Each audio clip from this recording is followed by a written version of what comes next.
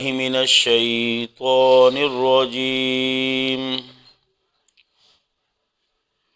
بسم الله الرحمن الرحيم. ومن الناس من يقول آمنا بالله وباليوم الآخر وما هم بمؤمنين. یہاں سے ظالین کا بیان شروع ہو رہا ہے. تقریباً 13 ناکارہ صفات ظالین کے بیان ہوں گے.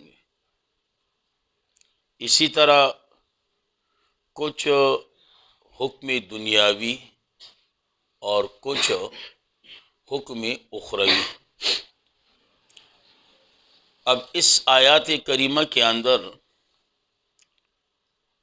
ظالین کی پہلی ناکارہ صفت من یقول آمنا باللہ وبالیوم الآخر، اور حکم دنیاوی وما ہم بمؤمنین. گویا کہ آیات کے اندر ایک ناکارہ صفت اور ایک حکم دنیاوی. تو اس لیے قرآن کریم فرماتے ہیں وَمِنَ النَّاسِ مَن يَقُولُ، وَمِنَ النَّاسِ لوگوں میں سے بعض وہ ہیں مَن يَقُولُ جو یہ کہتے ہیں زبان سے آمنا باللہ کہ ہم ایمان لائیں اللہ کے ساتھ، وبالیوم الآخر اور روز آخرت کے ساتھ، روز آخرت کے ساتھ. وما ہم بمؤمنین تردید ربانی، تردید ربانی یعنی اللہ ان کی تردید کر رہا ہے. اللہ ان کی کیا کر رہا ہے؟ تردید. تو علماء کرام اسے کہتے ہیں تردید ربانی. تو معنی کیسے کرو گے؟ وما ہم بمؤمنین، حالانکہ نہیں وہ بالکل مومن، حالانکہ نہیں وہ بالکل مومن. یہاں بات تاکید کے لیے یخادعون اللہ. اب اس آیات میں ظالین کی دوسری ناکارہ صفت وہ کیا ہے جی؟ دھوکہ دینا. دھوکہ دینا. آیات ذرا مشکل ہے، توجہ کریں. یخادعون اللہ، دھوکہ دینا چاہتے ہیں اللہ کو.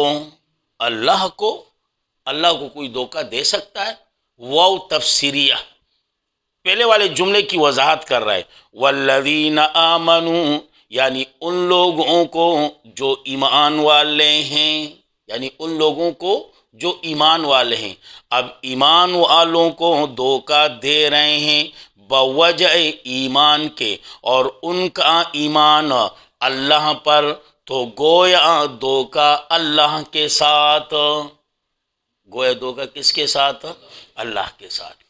صحیح ہے نا جی؟ یہ معنی سمجھ میں آیا؟ یخادعون اللہ، دھوکہ دینا چاہتے ہیں اللہ کو. اللہ کو کیسے؟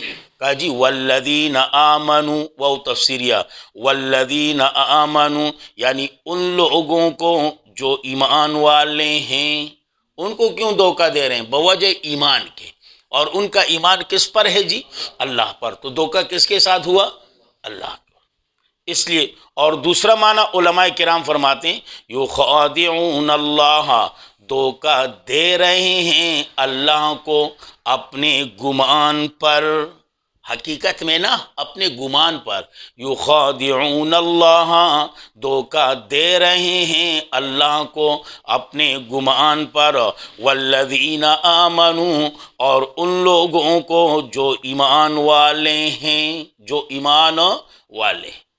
اور تیسرا معنی یخادعون کے بعد اور لفظ اللہ سے پہلے لفظ رسول نکالنا ہے. کس کو نکالنا ہے؟ لفظ رسول. معنی اس طرح ہوگا یخادعون رسول اللہ یخادعون رسول اللہ تو صحیح ہے، رسول اللہ تو بشر ہے۔ یخادعون رسول اللہ، دھوکہ دینا چاہتے ہیں اللہ کے رسول کو، والذین آمنوا، اور ان لوگوں کو جو ایمان والے ہیں، وما یخدعون، نہیں دھوکہ دے رہے حقیقت میں، الا انفسہم، مگر اپنے آپ کو، مگر اپنے آپ کو، وما یشعرون، اور انہوں نے اس کا انجام ہی نہیں سوچا، انہوں نے اس کا انجام ہی نہیں سوچا۔ یاد رکھیں، ایک ہوتا ہے شعور، ایک ہوتا ہے عقل، دونوں میں فرق ہے۔ شعور اسے کہا جاتا ہے کہ جس میں انجام کی طرف سوچ نہ ہو، انجام کی طرف سوچ نہ ہو، اور ایک ہوتا ہے عقل جس میں انجام کی طرف سوچ ہو کہ کام کر رہا ہوں، انجام کیا ہوگا، انجام کیا ہوگا، اور شعور جس میں انجام کی طرف سوچ نہ ہو۔ تو اس لیے میں نے معنی کیا وما یشعرون، اور انہوں نے اس کی طرف سوچا ہی نہیں، انہوں نے اس کی طرف سوچا ہی نہیں۔ فی قلوبہم مرض، صحیح ہے نا جی، ایک یعنی دو ناکارہ صفت، آمنا باللہ اور دوسرے یخادعون اللہ، ایک حکم دنیاوی وما ہم بمؤمنین، اور دوسرا وما یشعرون، انہوں نے اس کا انجام انہوں نے اس کا انجام ہی نہیں سوچا۔ صحیح ہے نا جی۔ اب آیات میں علت، یہ دھوکہ کیوں دے رہے، علت خداع، دھوکہ دینے کی وجہ کیا ہے، کیوں دھوکہ دے رہے ہیں، کیوں ایسا فراڈ وغیرہ کر رہے ہیں، اس کی وجہ بیان ہو رہی ہے۔ فی قلوبہم مرض، ان کے دلوں میں بیماری ہیں، فی قلوبہم مرض، ان کے دلوں میں بیماری ہیں۔ کون سی؟ شک والی، کون سی؟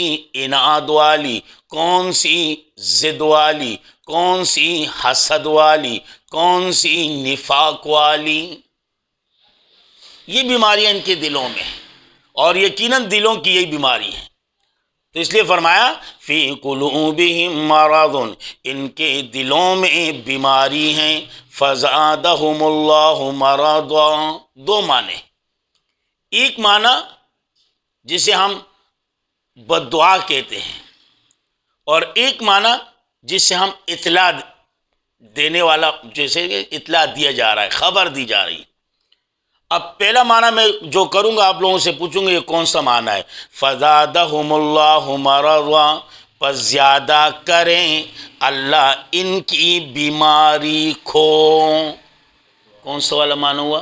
بد دعا والا، صحیح ہے نا جی۔ اور دوسرا معنی فزادہم اللہ مرضا، پس زیادہ کرے گا اللہ ان کو عذروی بیماری کے،